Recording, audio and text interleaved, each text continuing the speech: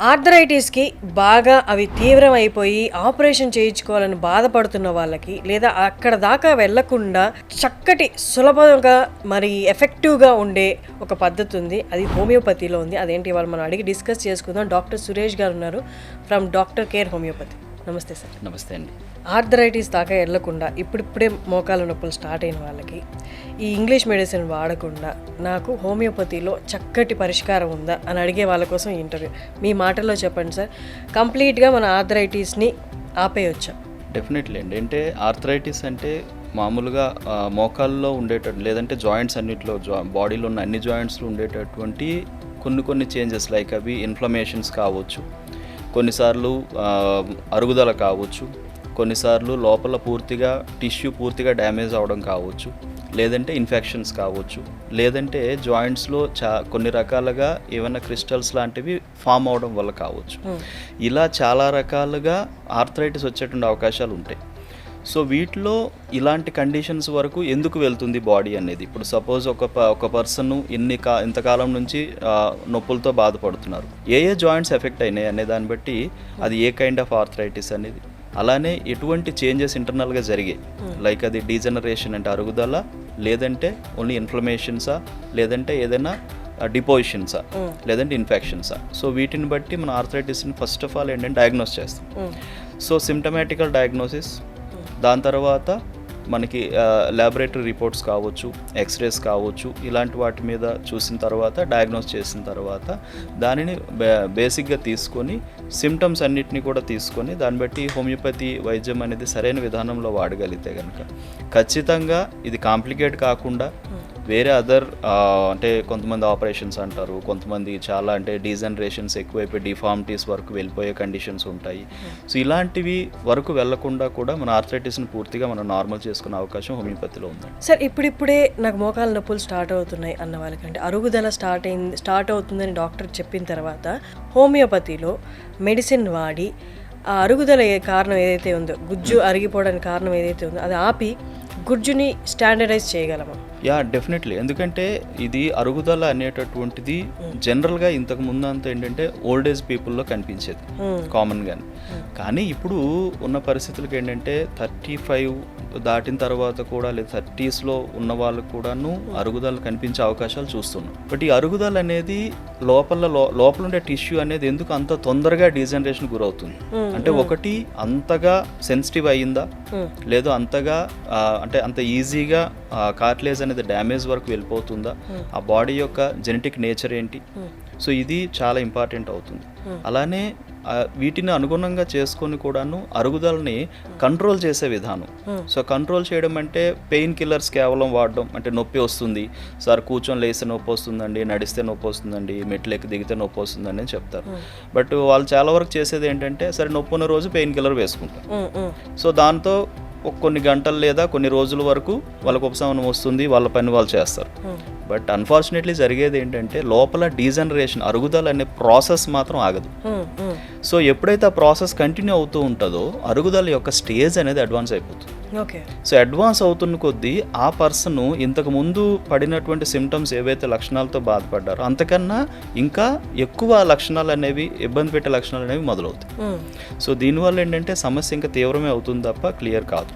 So డెఫినెట్గా దీనికి homeopathy వైద్యం అనేది ఎలా ఉంటుందంటే, ఫస్ట్ ఆఫ్ ఆల్ అరుగుదల రావడానికి ఆ బాడీకి ఉన్నటువంటి రూట్ కాజ్ ఏంటి. అరుగుదల అనేది ఓకే, బట్ అరుగుదల ఆ బాడీకి ఎందుకు అంత తొందరగా వచ్చింది, లేదంటే అదే టైంలో ఎందుకు రావాలి.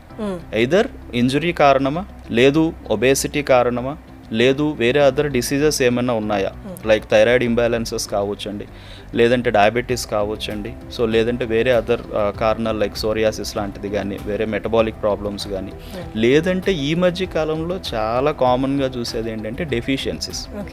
So vitamin D deficiency and calcium deficiencies అనేవి, ప్రోటీన్ డెఫిషియన్సీస్ అనేవి ఈ మధ్య చాలా చూస్తాం. సో వీటి వల్ల కూడాను ఈ యొక్క సమస్యలు అనేవి ఉంటాయి. సో ఏంటి రూట్ కాజ్ ఏంటి, వాళ్ళ లైఫ్ స్టైల్ ఎలా ఉంది. సో వీటన్నిటినీ కూడా తీసుకొని దాన్ని బట్టి హోమియోపతి వైద్యం అనేది ఆ బాడీ తత్వానికి అనుగుణంగా చేయగలిగితే కనుక మీరు అన్నట్టు డెఫినెట్గా ఈ యొక్క కండిషన్ మళ్ళీ మనం నార్మల్ చేయొచ్చు. సో ఇక్కడ ఏంటంటే డీజనరేటివ్ కండిషన్స్గా చెప్తామండి వీటిని. సో డీజనరేషన్ మనం కట్టడి చేయగలిగితే అగైన్ బాడీ అనేది కొంత పర్సంటేజ్ ఆఫ్ రీజనరేషన్ జరిగే అవకాశం ఉంటుంది. సో ఎందుకంటే బాడీ నేచర్ అది. ఇది ఏజ్ని బట్టి ఉంటుంది, వేరే అదర్ కండిషన్స్ ఆ బాడీకి ఉన్నా లేదో కూడా దాన్ని బట్టి ఉంటుంది. అంటే సపోజ్ 30sలో డీజనరేషన్స్ వచ్చాయి, వాటిని ఎర్లీ డీజనరేషన్స్ అంటాం. సో ఎర్లీ డీజనరేషన్స్ని మనం డెఫినెట్గా కంట్రోల్ చేయొచ్చు. ఇప్పుడు 80sలో డీజనరేషన్స్ ఆబ్వియస్లీ ఉంటాయి ఏజ్ని బట్టి. సో అది న్యాచురల్గా ఉండేటటువంటిది ఏంటంటే ఆ ప్రాసెస్ రన్ అవుతుంది, బట్ ఇబ్బందికరంగా లేకుండా తొందరగా డీజనరేషన్ పెరిగి అది కాంప్లికేట్ కాకుండా ఉండేలాగా మాత్రం డెఫినెట్గా ముందు జాగ్రత్త చర్య తీసుకుంటే కనుక హోమియోపతి వైద్యం ద్వారా డెఫినెట్గా దీన్ని నయం చేయడం అనేది అవకాశం ఉంది. సార్, ఆర్థరైటిస్ అంటే మోకాల గురించి, మోకాల అరుగుదల గురించి మాట్లాడుతారు. నార్మల్ చాలా మంది ఈ జాయింట్ పెయిన్ అంటే ఇది ఇట్లా అనలేరు అసలు. ఇవి కాకుండా నక్కల్స్ అంటే వీటి మధ్యలో కూడా అసలు దీన్ని ఇలా అనలేరు, పాపం వేళ్ళని ఇలా వంచలేరు. ఇవన్నీ కూడా ఆర్థరైటిస్ కిందకే వస్తాయి.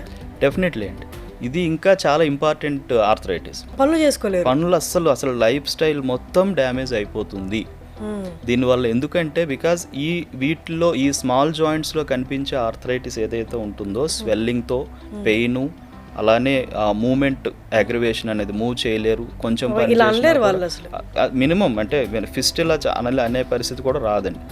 సో ఇలాంటి పరిస్థితి ఇవన్నీ ఒక్కోసారి స్టిఫ్ అయిపోతాయి. సో ఈవెన్ కంప్లీట్ ఇలా అనలేరు, ఇంతవరకు ఆగిపోతుంది. చాలా కేసెస్ చూస్తూ ఉంటాం.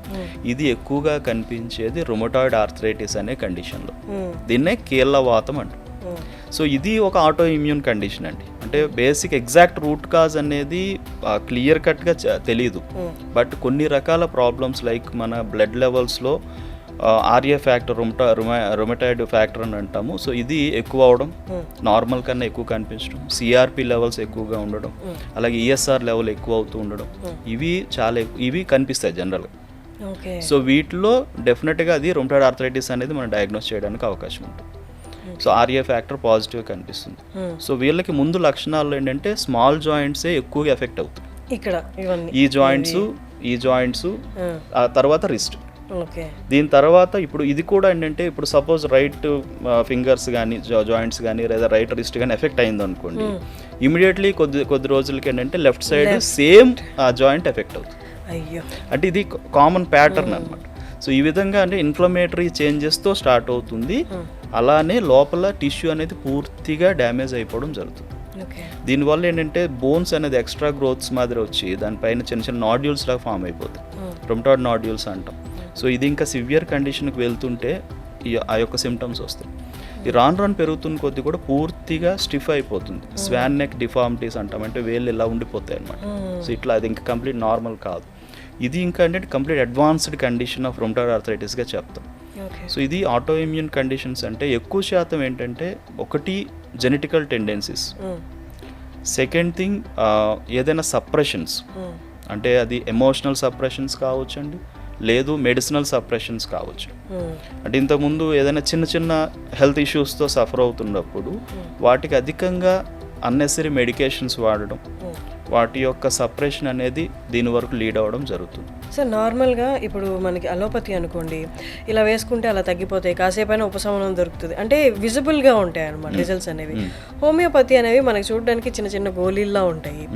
ఇవి ఎన్ని రోజులకు తగ్గుతుందా లేదా అన్న సందేహాలు ఎక్కువ ఉంటాయి హోమియోపతి మీద.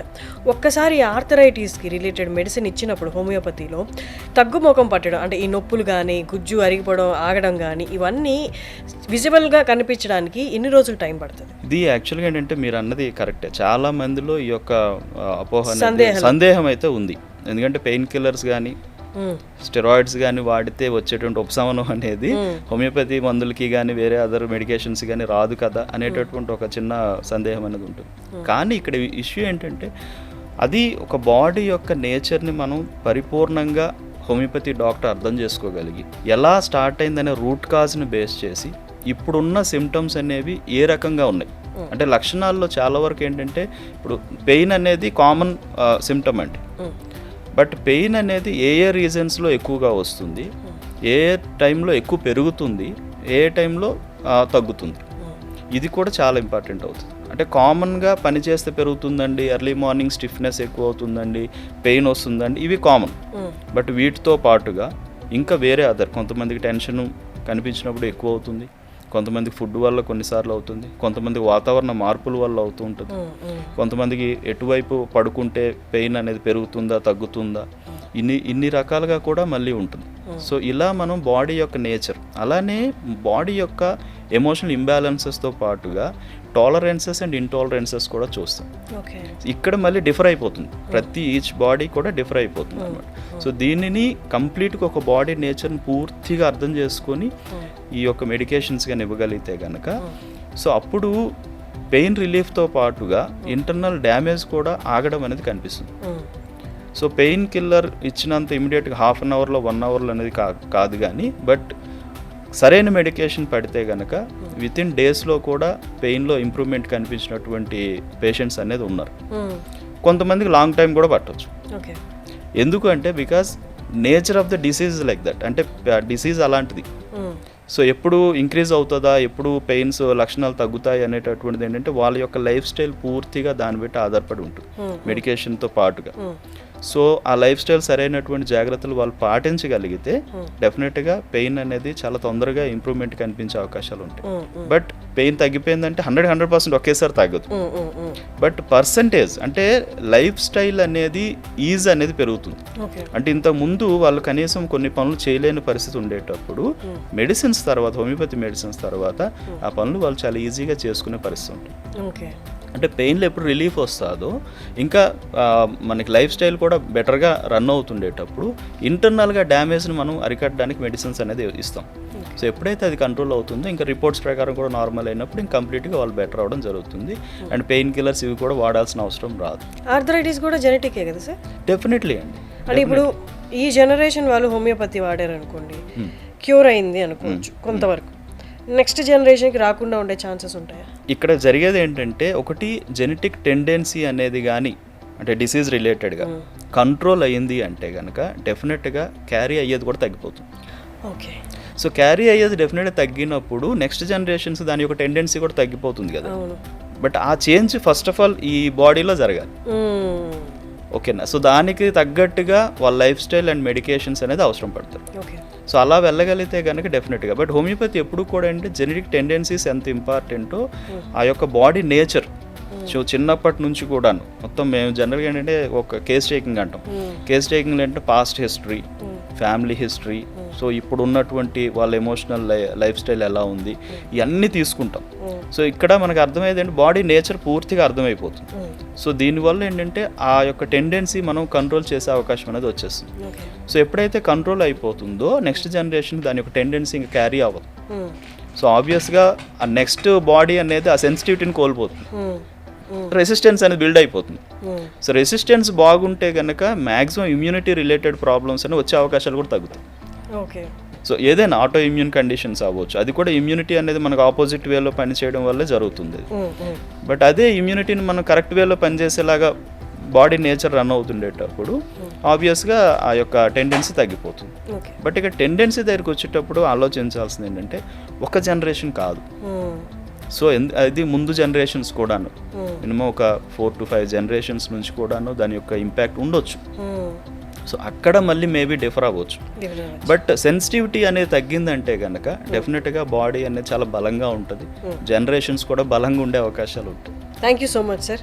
సో ఎవరైనా ఈ కైండ్ ఆఫ్ ప్రాబ్లమ్స్ ఫేస్ చేస్తూ నేను హోమియోపతి వాడదాం అనుకుంటున్నాను కానీ ఎవరి దగ్గరికి వెళ్ళాలి నాకు ఐడియా లేదు హోమియోపతి రిలేటెడ్ అనుకున్న వాళ్ళకి డాక్టర్ కేర్ హోమియోపతి ఎప్పుడు మీకు సహాయంగా నిలబడుతుంది. కింద డిస్ప్లే అవుతున్న నెంబర్కి ఒకసారి కాల్ చేసి పూర్తి వివరాలు కనుక్కొని అపాయింట్మెంట్ తీసుకోండి.